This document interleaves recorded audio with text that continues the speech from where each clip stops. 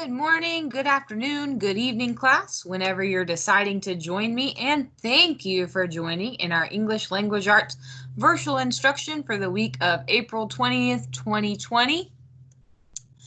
You made it. It is week 5. I heard the sad news that we will not be returning to class or to school for the rest of the school year, and it made me really depressed.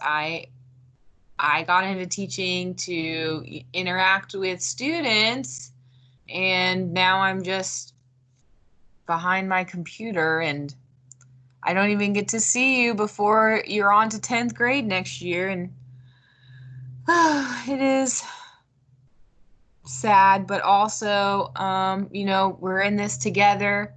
Please, stop by my office hours and chat with me if you're feeling down, and we can, support each other. Anyways, week 5, I think we're halfway done with the school year. So congratulations on making it halfway.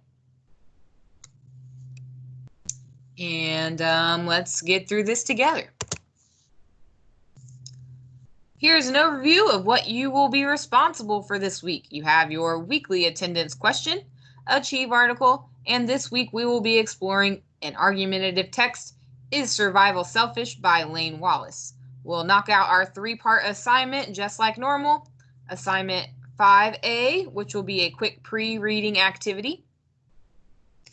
Assignment 5B, which has 2 parts, which will be our during reading activity, and assignment 5C, which will be the post-reading activity, all submitted at once within one document that will be due Friday, April 24th. And lastly, of course, you have your independent reading log located on the same document. I am getting a lot of people not doing your reading log. This is the easiest part of the whole assignment. You get to pick your own book. You get to read it at your leisure. I am encouraging you to read every day, and if it's something that you're enjoying, how much better can it get, right? So please do your independent reading log. If you have not done so already, please go ahead and answer the attendance question on Teams. The question for this week is, who do you admire and why? Name one person that you admire and explain why you admire them. Your post needs to be more than one complete sentence. Post your answer by April 24th to be marked present for the week. This one is a little bit longer. I'm going to give you guys some points if you answer the attendance question this week. Please remember to complete your Achieve article for the week. It is called the Brain Question. You will answer 10 questions. Remember that you need to score a 75% or higher on the first try for it to count. If you score less than a 75%, you must attempt the stretch activity. If you still score less than a 75, I will average the 2 first attempts together for your score. Some of you are not passing the activity and not attempting the stretch activity, and I will not count it. So please make sure you are doing both.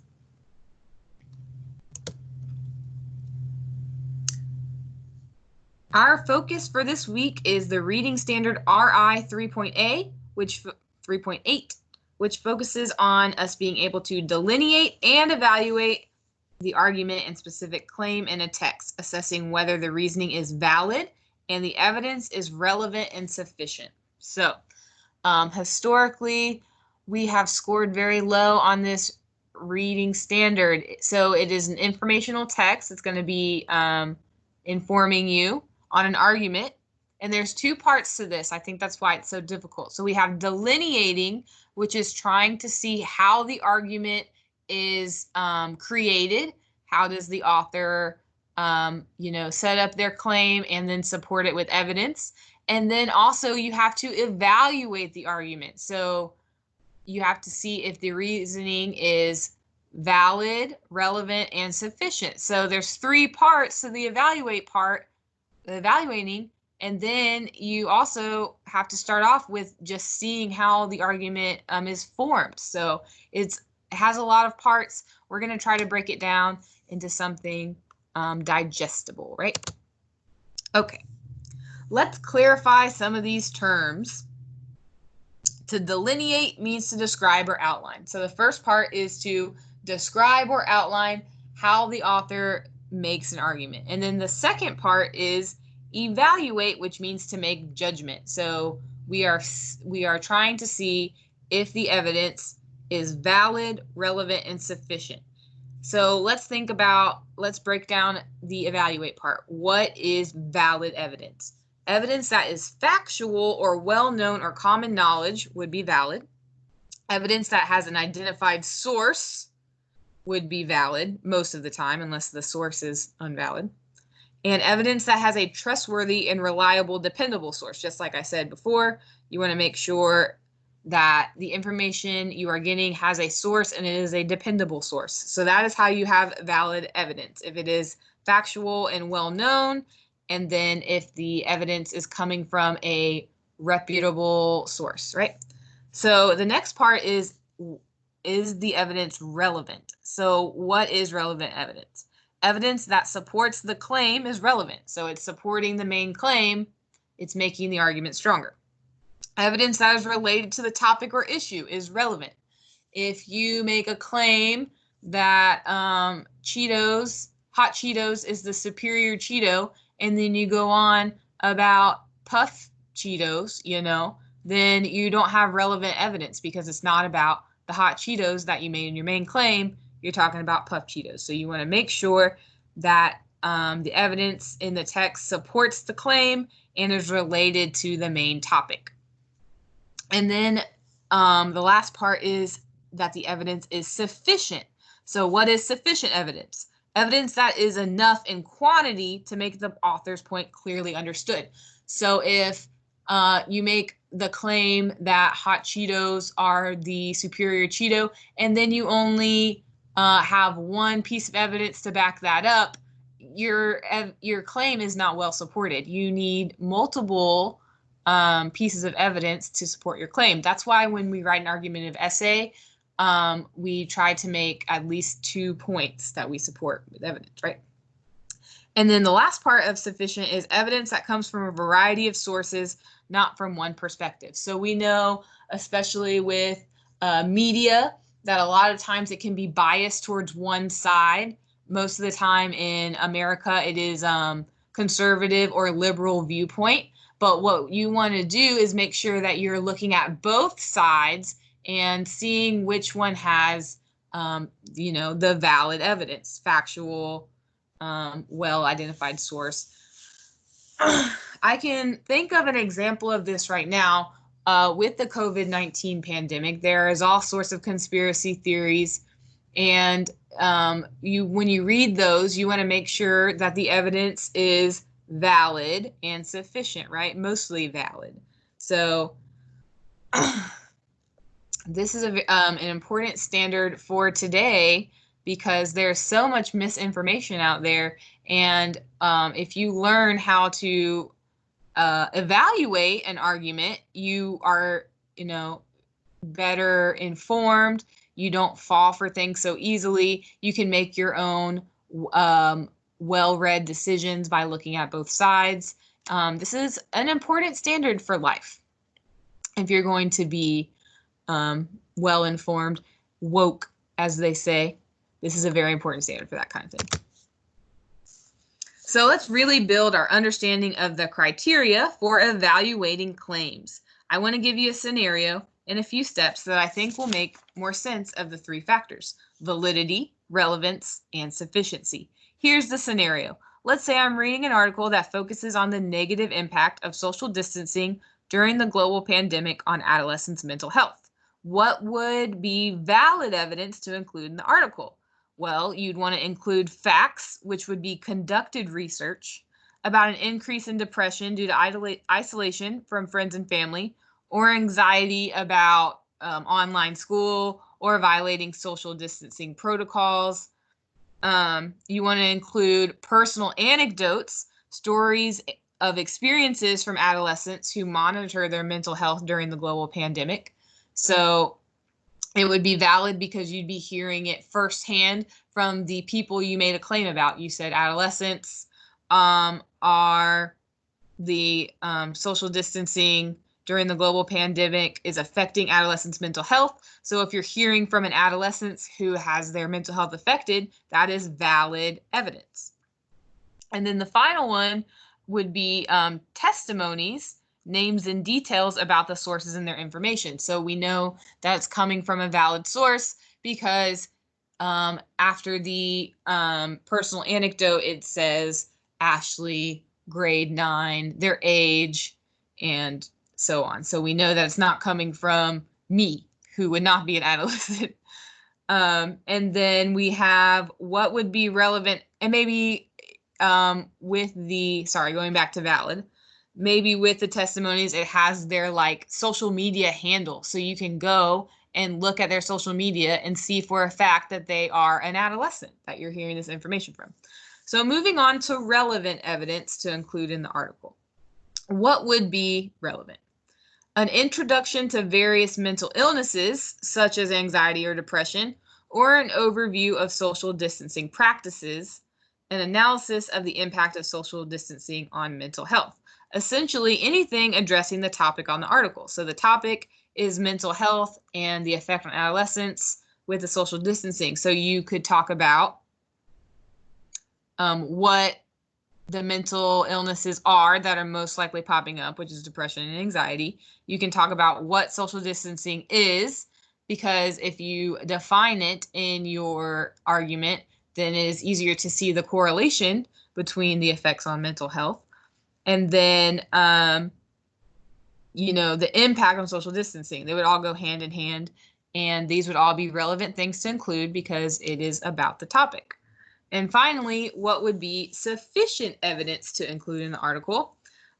These would be the testimonies and anecdotes, but you'd want to get them from a variety of different people, different socioeconomic groups, so rich people, poor people, different ethnic backgrounds, different genders, etc. So you can show that the impact on mental illness is affecting adolescents as a whole, not just a single kind of adolescence, right?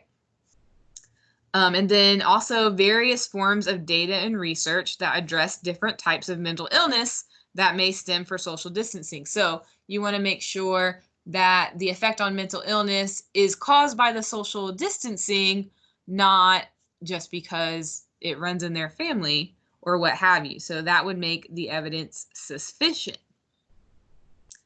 I'm hoping that this has made the validity, relevancy, and sufficiency in evidence a little bit easier to understand. In a nutshell, the evidence that we read, the support the author provides for the claim, must be trustworthy, in other words, valid, connected to the topic at hand, aka relevant, and fully satisfy our understanding, aka sufficient. So why is it important that authors support their argument claims with evidence that is valuable, reliable, and sufficient? When we read, we are often observing content to become informed, entertained, and/or persuaded. When we interact with content that lacks validity, relevancy, and relevance and sufficiency, we are limited in the knowledge that we can access. Consequently, we cannot make informed decisions about the world around us or draw accurate conclusions. So it is very, very important to make sure the things that you are reading to be informed, entertained, or persuaded by are relevant, sufficient, and valid, because you might be misinformed. You can't make informed decisions on your health or, your life, and you can't draw accurate conclusions. So with these conspiracy theories, there's a lot of misinformation going around, and then it might, make you make a bad decision. Like I heard some people drank poison because they thought that it would get rid of the virus. So they died by listening to an argument that was not valid, relevant, and sufficient. And then, make accurate conclusions. People are saying, being prejudiced. Well, they were in the very beginning of this towards Asians, and that is not an accurate conclusion because they were misinformed by an invalid, not relevant, and not sufficient argument. So it's very, very important, this lesson. This limitation directly impacts how we operate, as our actions are largely based on what we believe and understand. Let's get ready to knock out our pre-reading activity, assignment 5A. As you already know, because I say it every week, strong readers always activate their background knowledge and make personal connections to any text they read. Before responding to the prompt, we'll watch a video that relates to the content of today's text. In continuing our journey towards the fight for survival, we'll explore the societal perception of those who risk their lives to save others and those who choose to save their own lives while leaving others behind. Ultimately, societal perception is about the way that a large group of people see or view an idea, a person, a certain behavior or action, which then leads to a certain type of treatment, which can be negative or positive depending on the subject at hand. Given the pandemic that we're all enduring, I thought it would be worthwhile to show you how one group of people, particularly those working in healthcare, risk their lives every day to ensure the wellness of their patients. Let's take a look at our video. On shift in a New York hospital overwhelmed by coronavirus patients. Pause the video here so you can watch the YouTube video. Again, you can copy and paste this link into your browser bar, or you can hit Control, the CTRL button, and click on it, and it should open the video up in your browser. So when you're watching the video, you want to think about how these healthcare workers are viewed by society. Are they seen as heroes, etc.? So pause the video, watch that, and then we will go into assignment 5A.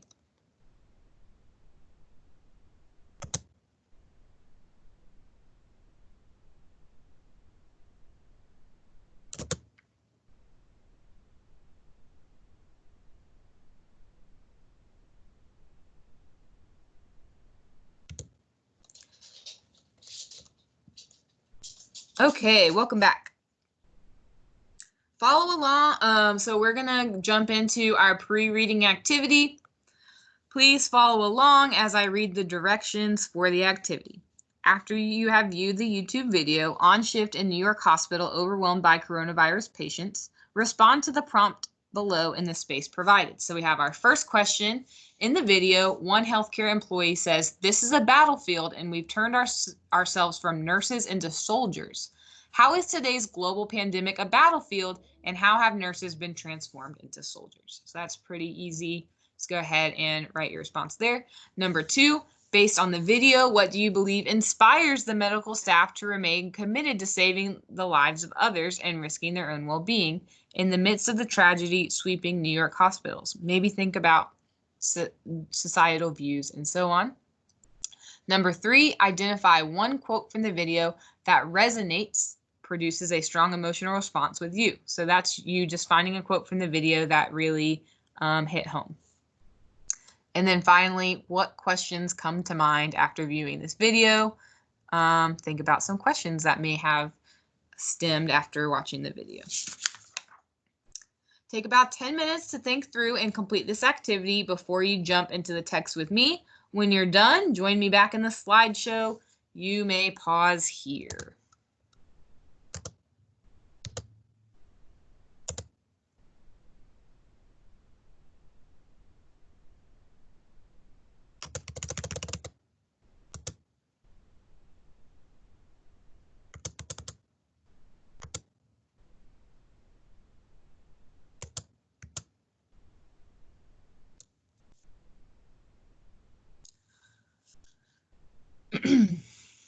All right, welcome back.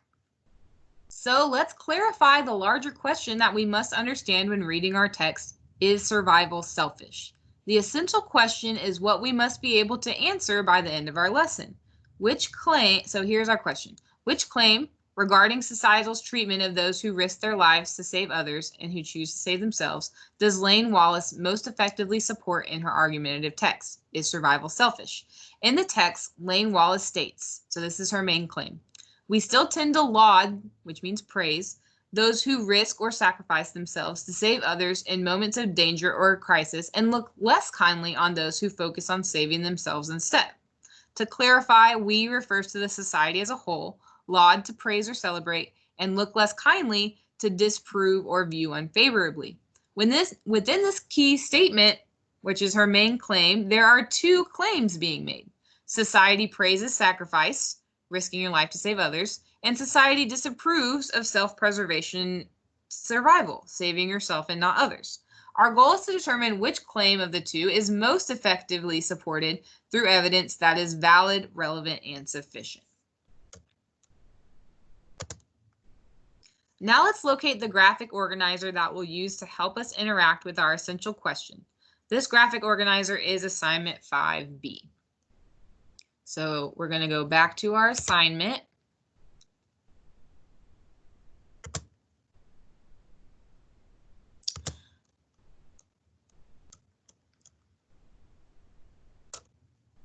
And it's follow along as I read the directions for the activity. While reading, is survival selfish? Track the evidence support, part 1, that the author, Lane Wallace, provides to support her claim. We still tend to laud those who risk or sacrifice themselves to save others in moments of danger or crisis, and look less kindly on those who focus on saving themselves instead. Be sure to include details from the text, page numbers and line numbers in your tracker for citations. Part 2, so after you're done with part 1, part 2, after reading the text, review the evidence that you have tracked in your graphic organizer from part 1 and assign a score for validity, relevance, and sufficiency. So there are two parts to this standard. The first part is delineating the argument or outlining it. So that's what we're doing in part 1. And the second part is evaluating the evidence. So we need to look at, is what the author's saying valid, relevant, and sufficient? So what we're going to do is we're going to use the following score guide to evaluate both claims for validity, relevance, and sufficiency.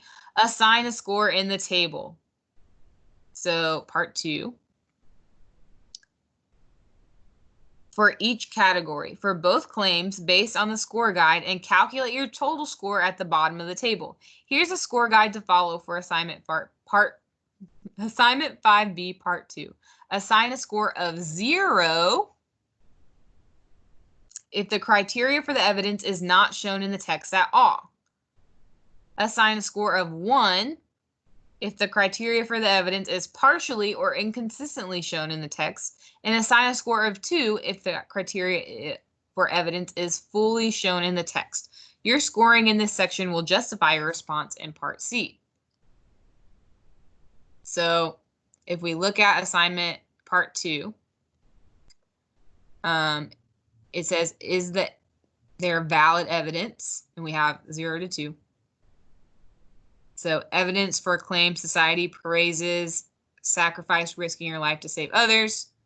And then society disapproves of self-preservation, survival, saving yourself, not others. So you want to read what it means to be valid and then score the two claims based on that from 0 to 2. And then we have, is it relevant? So you have what it means to be relevant evidence, and then you score it 0 to 2. And then is it sufficient? You can see what clarifies it as sufficient and score each claim 0 to 2. And then you see how valid, relevant, and sufficient it is. Here, you evaluate the evidence. So was it good evidence or was it poor evidence and her claim isn't well supported? So that you'll figure out by evaluating it.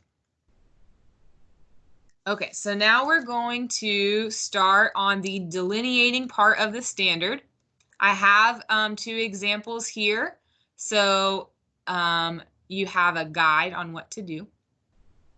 So we're going to access the online textbook. I also uploaded a PDF of the text, but it's a little blurry, so I would recommend going to the online textbook if you can. So popular links, blended learning. Scroll down. They're in alphabetical order, right? to my.hrw. The icon says Houghton Mifflin Harcourt, and click there. It's going to ask you to sign on using your DCPS login. And then you should have a student ebook. And there's two ways that you can access the text. You can go content, collection 5, A Matter of Life or Death. Is survival selfish? Read the text.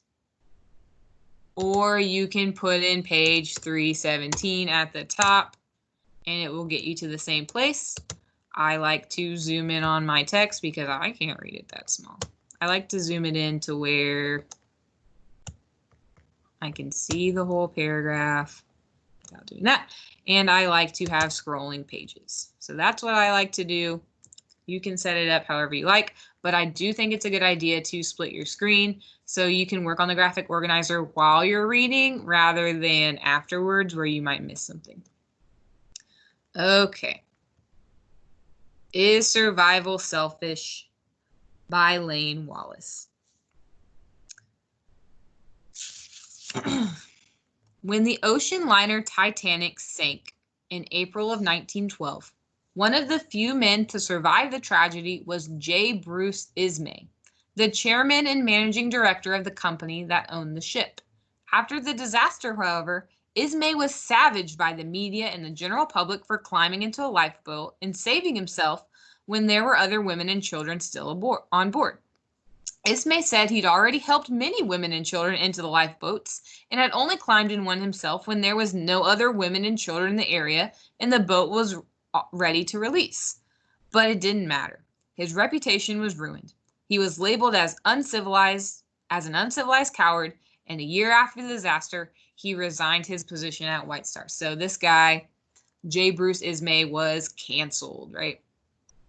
So looking at our two claims that she makes in her main claim, the first part is society praises sacrifice, risking your life to save others, and society disapproves of self-preservation, survival, saving yourself, not others. So this is evidence showing that society disapproves of self-preservation, survival, saving yourself, not others, because J. Bruce Ismay saved himself instead of other women and children, and he was canceled. So we're going to add that to our evidence side. The women and children first protocol of the Titanic may not be as strong a social stricture, which we can press on it and see what it means, behavioral restriction placed on society.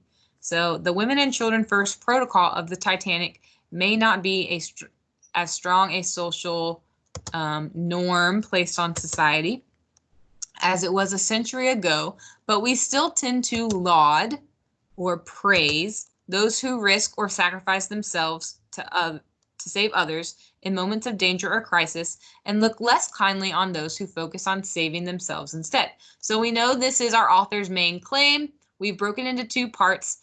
We can start seeing how she is forming her argument. She starts off with an anecdote about this J. Bruce Ismay that directly supports her main claim, and it also kind of catches our attention. So if we're delineating this argument, we're already seeing how she is setting it up. All right, moving on. But is survival really selfish and uncivilized, or is it smart? And is going in to rescue others always heroic, or is it sometimes just stupid? It's a complex question because there are so many factors involved, and every survival situation is different. So if we look at this language, we can start to see how she's building her claim.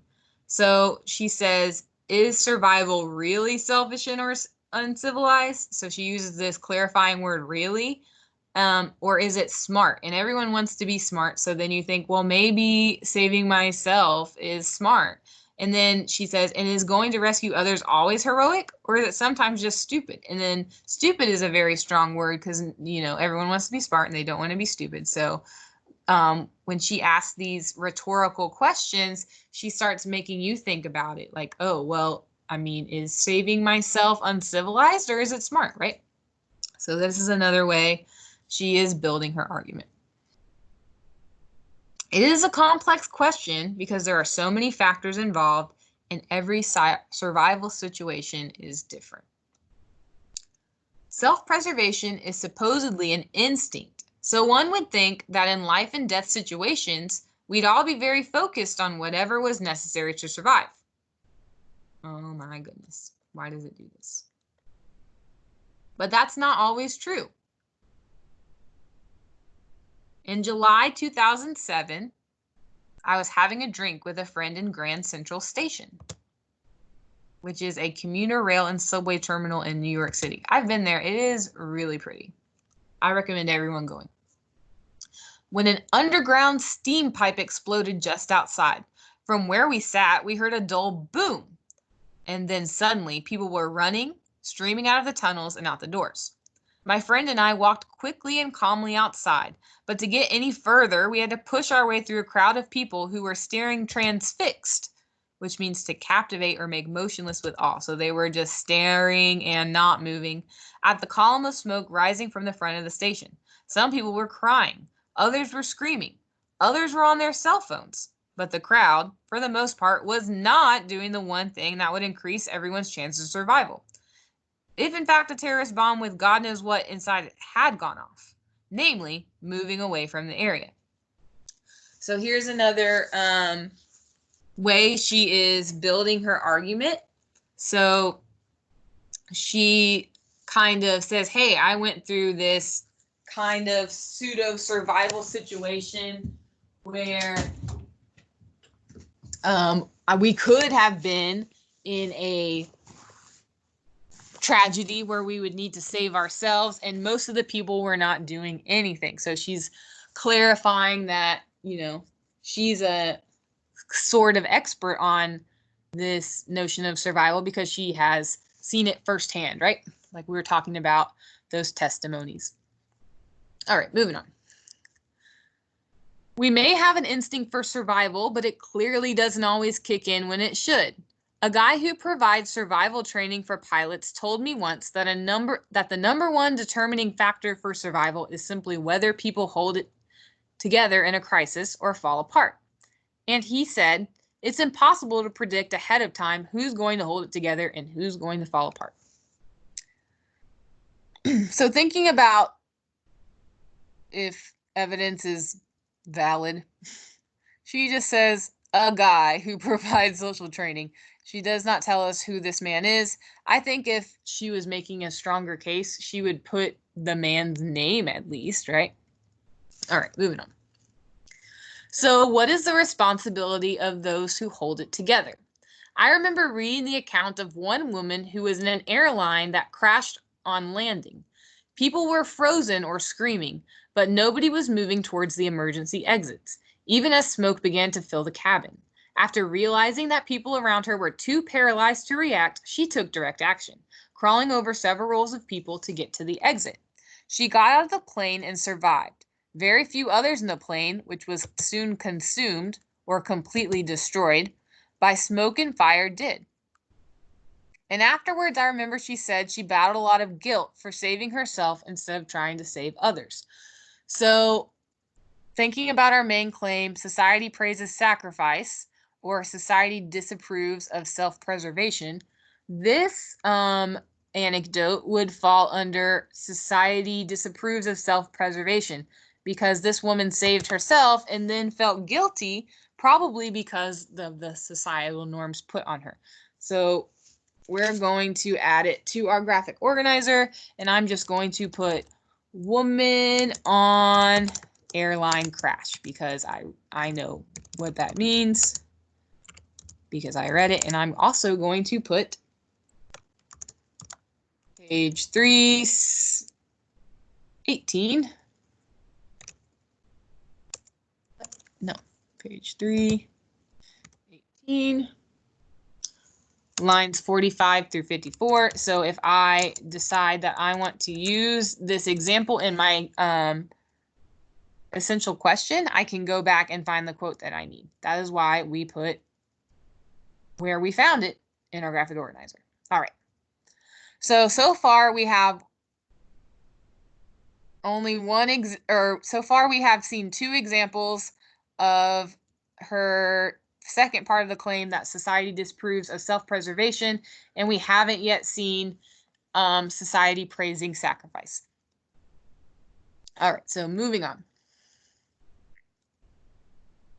Could she really have saved others? Probably not, and certainly not from the back of the plane.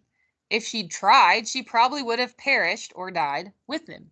So why do survivors berate or criticize themselves for not adding to the loss by attempting the impossible? Perhaps it's because we get very mixed messages about survival ethics. So here our author is making the claim that this woman probably felt guilty because of societal norms, that society disapproves of saving ourselves. On the other hand, we're told to put our own oxygen masks on first and to not jump in the water with a drowning victim. But then people who ignore those ethics or official rules and survive to tell the tale are lauded or praised as heroes.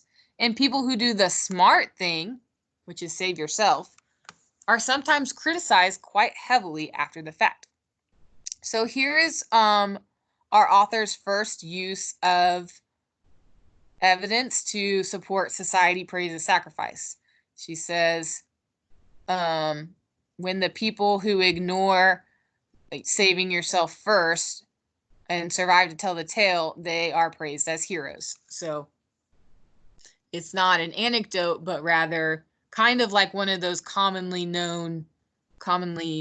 knowledge things that would be in our valid evaluation. All right, moving on. In a famous mountain climbing accident chronicled in the book and documentary Touching the Void, climber Simon Yates was attempting to rope his already injured friend, Joe Simpson, down a mountain in bad weather when the belay, or the securing rope, so the rope that they used to climb, went awry, which means it got messed up. Simpson ended up hanging off a cliff, unable to climb up. That's his injured friend.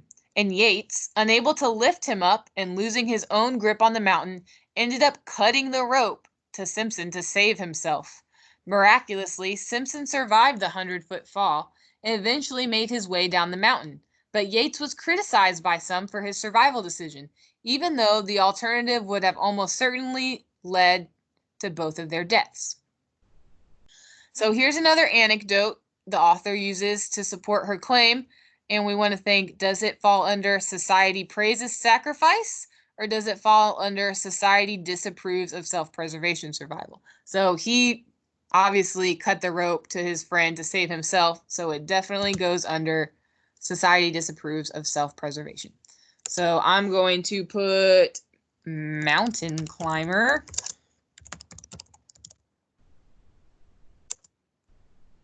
His name, Yates, Simon Yates. And I know this is on page 319, and it is lines 45 through 54. Okay. So we're going to move on. In Yates' case, he had time to think hard about the odds and the possibilities he was facing and to realize that he couldn't save anyone but himself.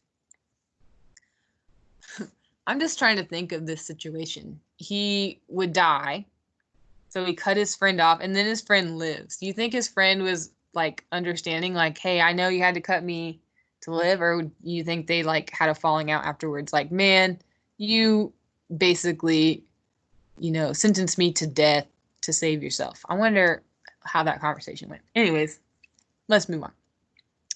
But what about people who have to make more instantaneous decisions? If in fact survivors are driven by instinct, not civilization, how do you explain all of those who choose otherwise? Who would dive into icy waters or onto subway tracks or disobey orders to make repeat trips onto minefields to bring wounded to safety? Are they more civilized than the rest? More brave? More noble? It sounds nice, but oddly enough, most of the people who perform such impulsive rescues say they didn't really think before acting, which means they weren't choosing civilization over instinct. If survival is an instinct, it seems to me that there must be something equally instinctive that drives us, sometimes to run into danger instead of away from it. So this is all hinting at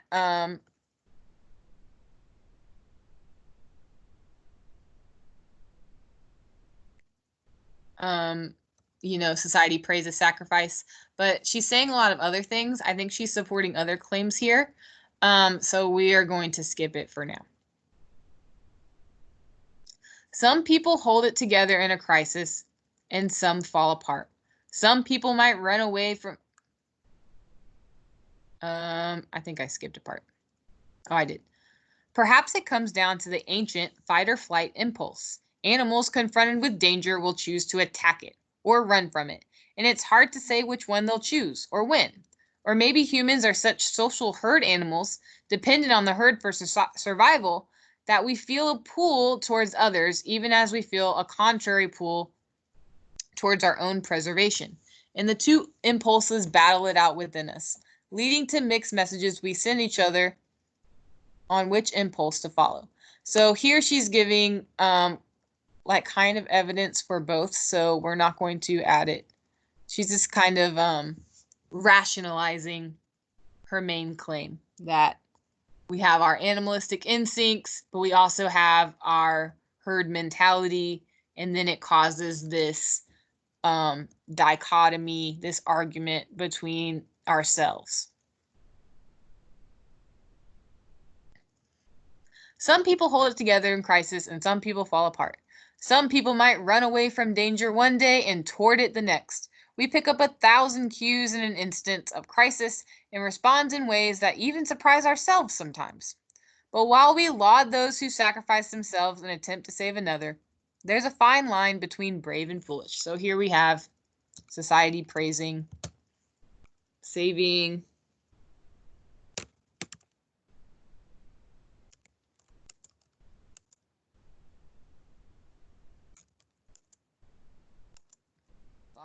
those who, it's the exact words, right? Sacrifice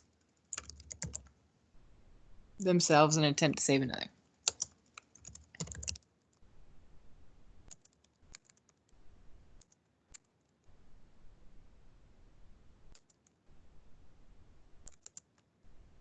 Which is page 320, lines 104 to 105.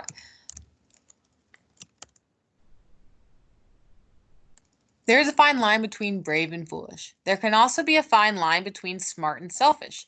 And as a friend who serves in the military for 24 years says, the truth is sometimes there's no line at all between the two. So that's the end of the text, and this is the evidence we found for both sides of her main claim.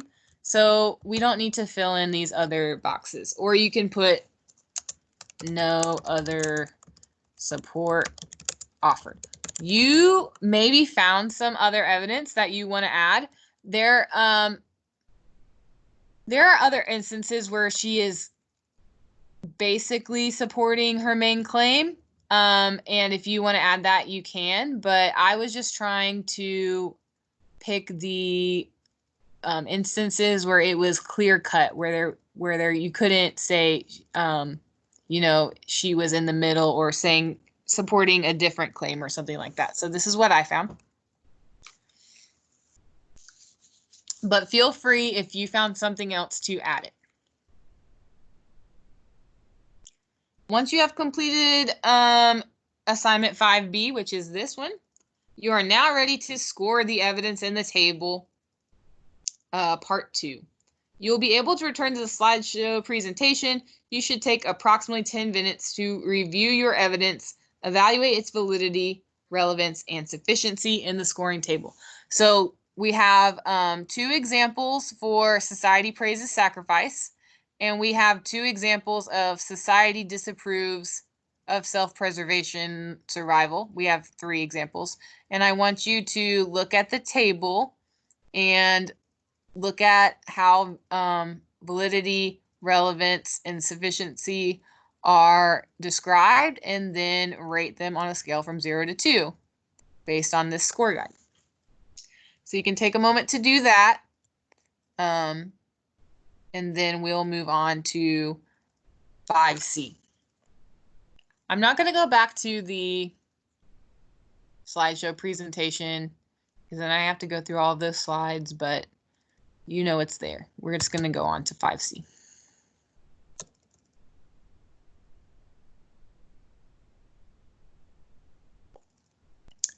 I suppose we can do one of these together. So if we look at this example of J. Bruce Ismay being canceled, we first want to think, is there valid evidence for this claim? Evidence that is factual, well-known, or common knowledge, evidence that has an identified source, evidence that has a trustworthy, reliable source. Well, this is a part of history that we could look up if we wanted to. So I'm going to say that this is valid information. Oh, I'm in the wrong one, sorry.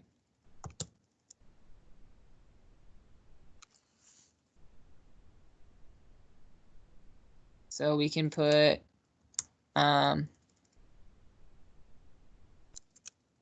I think we want to look over the whole thing. I'm sorry. Women on airline crash and a mountain climber. I would say that these are all anecdotes that you could look up. It has an identified source, and I think it's trustworthy and reliable. So I will put that it is a 2 for validity. Is there relevant evidence for the claim? Evidence that supports the claim, evidence that is related to the topic or issue. I think these all are directly related. So let's see. Assign a score if the criteria is fully shown in the text. Criteria evidence is partially or inconsistently shown in the text. This is a little difficult because we only have 3 examples and the whole text. So I'm going to say 1 because it's 3 pages and we only have these 3 examples. I think it could have been, you know, the things that she said could have been more relevant. Is there sufficient evidence for the claim? Evidence that is enough in quantity to make the point clearly understood. Evidence that comes from a variety of sources. We have a variety of sources, but they all are anecdotes. And there's only 3 examples, so I'm going to give it another 1. This is my opinion. Maybe you feel differently. So I have my score here of 4 out of 6 for society disapproves of self-preservation, survival, of saving yourself, not others. Go ahead and do it for society praises sacrificing, risking your life to save others. Okay. Moving on to 5C. Hopefully you enjoyed reading the text Is Survival Selfish by Lane Wallace. Now if you're ready to move forward, you're all set to complete the last part of Assignment 5, which is Assignment 5C. Please locate Assignment 5C. I like this text because it was short. Now, was it the best argument ever made? Debatable, but it was an easy read, and you can see her main claim developing throughout the text. You can delineate the argument from beginning to end. Anyway, follow along as I read the directions. In the space below, craft your response to the essential question. Which claim regarding society's treatment of those who risk their lives to save others and those who choose to save themselves does Lane Wallace most effectively support in her argumentative text? Is survival selfish? You should utilize your graphic organizer, Part 1 of Assignment Part B, and the score table, Part 2 of Assignment 5B, to assist in crafting your response. Be sure to use the RCCC's model, so 3 examples from the text and an explanation for each one. Writing strategies shown below to build your response. Your thoroughly written paragraph should be approximately 12 to 14 sentences. You do not have to label your sentences or separate them into chunks like the model shows. Simply follow the guidelines within the model, which identify exactly what I'm expecting of you at each part. Keep it all thoughtfully crafted into one coherent paragraph. This assignment should take approximately 30 to 35 minutes, so this is a big chunk of your assignment time to complete if you have effectively completed both parts of 5B while reading. Good luck. When in doubt, refer to your guide. If you need further assistance in developing strong writing, please don't hesitate to reach out to me. You can reach out during my office hours. You can reach out to me from Remind or on through email. I'm available. I just, wait here by my computer, waiting for someone to ask for help. I want to help you. Okay, moving on. So let's read this, all the parts. Restate and answer. In this opening sentence, you should identify the text is survival selfish, the author, Lane Wallace, and the two claims that she makes in the text. In the next sentence, determine which claim out of the two is most effectively supported through the usage of valid, relevant, and sufficient evidence. So we know that her second claim has more support, but is it valid, relevant, and sufficient? Is it more valid, relevant, and sufficient than the first part of her claim? That's up to you to decide. Then you pick evidence from the text. Identify the best example of valid evidence for the strongest claim that you have chosen. So if you pick the second part of the claim, you want to pick one of these pieces of evidence that we found that is most valid. And then you explain it. How does this quoted text satisfy the criteria for valid evidence? Why was the other claim weaker in the criteria for valid evidence? So you say why whichever part you picked was stronger and why the other one was weaker. Then you pick another piece of evidence. Identify the best example of relevant evidence for the strongest claim that you have chosen. So all of this needs to be for the same claim. So you pick another piece of evidence. And then you explain, how does this quoted text satisfy the criteria for relevant evidence? Why was the other claim weaker in the criteria for relevant evidence? And then you pick your last example. Briefly summarize, paraphrase the different examples from the text that sufficiently support the claim that you have chosen, and then explain why these examples show sufficient evidence for the claim, and why was the other claim weaker in the criteria for sufficient evidence. And finally, summarize. Restate your point in its strength based on validity, relevance, and sufficiency. Offer your opinion. Do you personally believe that our society should respond negatively to people who choose to save themselves or others while celebrating those who risk their lives to save others? So, look, this whole thing is laid out for you. If you're not doing it, I just don't know, because it is put so clearly. It's not hard. Please attempt, okay? All right, finally, I am offering an extra credit activity. Identify other claims in the text. Is survival selfish that you believe the author does not effectively support with valid, relevant, or sufficient evidence? Explain your reasoning. Offer suggestions for how her writing could be strengthened or improved with evidence. So, like I said, there are 3 pages of text. We did not find that many examples. So that means that Lane Wallace made other claims that just weren't as well supported. Like if we were going to put them in the chart, there would only be one piece of evidence to support that claim. I want you to find those and then explain why you thought that way, and then offer suggestions for how she could strengthen or improve her evidence. So this is extra credit. It is not mandatory. You do not have to do it.